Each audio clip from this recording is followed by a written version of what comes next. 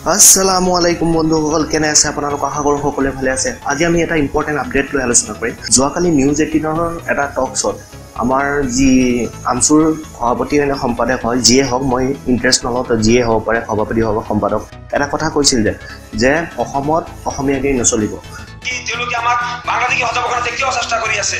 গতিকে সেইকাৰণে আমি কওঁ যে অতি অসমীয়াগিৰি যে দেখাব নালাগে। আমি অসমীয়া মই প্ৰতিবাদ জনাইছো। অতি অসমীয়াগিৰি বুলি আপুনি বেন কৰিব নোৱাৰে। অতি অসমীয়াগিৰি বুলি আৰু এবাৰ নকব। গতিকে মোৰ পোনপ্ৰথম প্ৰশ্ন, আনচুৰ সভাপতিয়ে হওক বা সম্পাদকে হওক, তেখেতক প্ৰশ্ন, অসমত অসমীয়াগিৰি নচলিলে কাৰ গিৰি চলিব?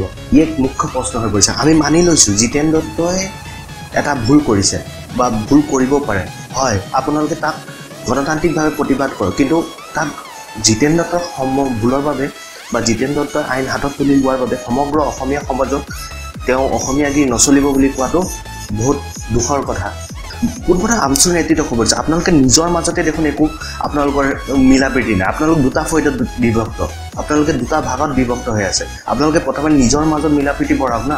আপোনালোকে বেলেগৰ ক'ত অসমীয়াগিৰি চলিব, ক'ত বাংলাদেশীগিৰি চলিব, এই ক্ষেত্ৰত আপোনালোক মাত পাতিবলৈ একো নহয়। হয়, আপোনালোকে মাত পাতক। যদি জিতেন দত্তই হাতত আইন তুলি লৈছে, তেনেহ'লে তাৰ গণতান্ত্ৰিক প্ৰতিবাদ কৰক। কিন্তু ইয়াৰ মানে এইটো নহয় যে আপোনালোকে তেওঁক গৈ পেলাই বা তেওঁৰ কাৰণে সমগ্ৰ অসমীয়া জাতিক ক'ব যে অসমত অসমীয়াগিৰি নচলিব। অসমত অসমীয়াগিৰি চলিব, হাজাৰবাৰ কাম। অসমত অসমীয়াগিৰি চলিব আৰু অসমীয়াই নিজৰ অধিকাৰৰ বাবে মাত মাতি যাব। গতিকে বন্ধুসকল, আপোনালোকে কি ভাবে? আনচুৰ যিজন সভাপতিয়ে হয় বা সম্পাদকে হয়, তেখেতে যি মন্তব্য কৰি দিলে, এইটো মই নাজানো কি গোট হয়, আনচুৰ দুটা গোট আছে। গতিকে তেখেতে যি মন্তব্য কৰিলে, এই মন্তব্যত আপোনালোকে কি ভাবে?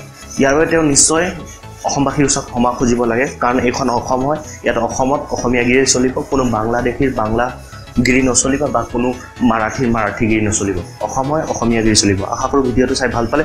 যদি ভাল পালে লাইক আৰু শ্বেয়াৰ কৰিব নাপাহৰিব, লগতে আমাৰ চেনেলটো ছাবস্ক্ৰাইব কৰিব নাপাহৰিব। ধন্যবাদ।